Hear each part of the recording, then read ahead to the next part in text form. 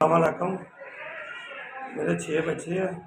ਮੈਨੂੰ ਹਾਰਟ ਦਾ ਮਸਲਾ ਹੈ ਤੇ ਜੋੜਾਂ ਦਾ ਬਹੁਤ ਮਸਲਾ ਹੈ। ਮੈਂ ਕੰਮ ਕਰਦਾ ਸਾਂ ਮਰੂਦਾਂ ਦਾ ਤੇ ਹੁਣ ਮੇਰੇ ਕੋਲ ਇੰਨੀ ਗੁੰਜਾਇਸ਼ ਨਹੀਂ, ਮੈਂ ਤੁਰ ਨਹੀਂ ਸਕਦਾ ਤੇ ਮੈਂ ਬਹੁਤ ਮਜਬੂਰ ਹਾਂ ਤੇ ਮੈਨੂੰ ਮੈਡੀਸਨ ਦੀ ਅਕਸਰ ਜ਼ਰੂਰਤ ਰਹਿੰਦੀ ਹੈ। ਦਰਦ ਹੈ, ਸ਼ੂਗਰ ਵੀ ਹੈ, ਮੈਨੂੰ ਹਾਰਟ ਦਾ ਮਸਲਾ ਬਹੁਤ ਜ਼ਿਆਦਾ ਹੈ ਤੇ ਮੈਂ ਕੰਮ ਮਾਸ਼ਾਅੱਲਾ ਠੀਕ ਕਰਦਾ ਸਾਂ।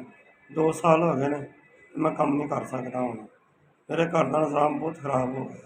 ਪਹਿਲੇ ਮੇਰਾ ਵਜ਼ਨ 60 ਕਿਲੋ ਸੀ, ਹੁਣ ਮੇਰਾ 95 ਕਿਲੋ ਹੋ ਗਿਆ ਤੇ ਮੈਂ ਚੱਲ ਵੀ ਨਹੀਂ ਸਕਦਾ ਤੇ ਡਾਕਟਰਾਂ ਨੇ ਕਿਹਾ ਤੇਰੀ ਚਰਬੀ ਬਹੁਤ ਜ਼ਿਆਦਾ ਹੈ। ਮੈਂ ਘਰ ਦੀ ਚੀਜ਼ਾਂ ਵੇਚ ਕੇ ਆਪਣਾ ਇਲਾਜ ਕਰਾ ਰਿਹਾ ਤੇ ਹੁਣ ਮੇਰੇ ਕੋਲ ਇੰਨੀ ਗੁੰਜਾਇਸ਼ ਨਹੀਂ ਹੈਗੀ। ਐਸੀ ਚੀਜ਼ ਕੋਈ ਨਹੀਂ ਹੈਗੀ ਜਿਹੜੀ ਮੈਂ ਵੇਚ ਲਵਾਂ, ਵੇਚ ਕੇ ਆਪਣਾ ਇਲਾਜ ਕਰਾਵਾਂ ਤੇ ਭੈਣ ਭਰਾ ਵੀ ਕੋਈ ਮਦਦ ਨਹੀਂ ਕਰਦੇ।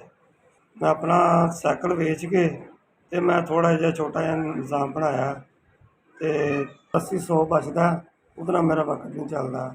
ਮੇਰੀ ਮੈਡੀਸਨ ਰੋਜ਼ ਦੀ 150-200 ਦੀ ਆਉਂਦੀ ਹੈ ਤੇ ਇਲਾਜ ਮੇਰਾ 15 ਦਿਨਾਂ ਬਾਅਦ ਚੈੱਕ ਕਰਾਉਣਾ ਮੈਂ, ਉਹਦੇ ਮੇਰਾ 2000-2500 ਰੁਪਇਆ ਲੱਗਦਾ।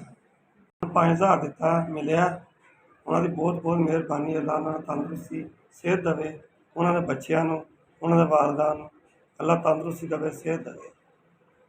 ਬੜੀ ਬੜੀ ਮਿਹਰਬਾਨੀ ਉਹਨਾਂ ਦੀ, ਜਿੱਥੋਂ ਆਈ ਹੈ ਅੱਲਾ ਦਾ ਭਲਾ ਕਰੇ।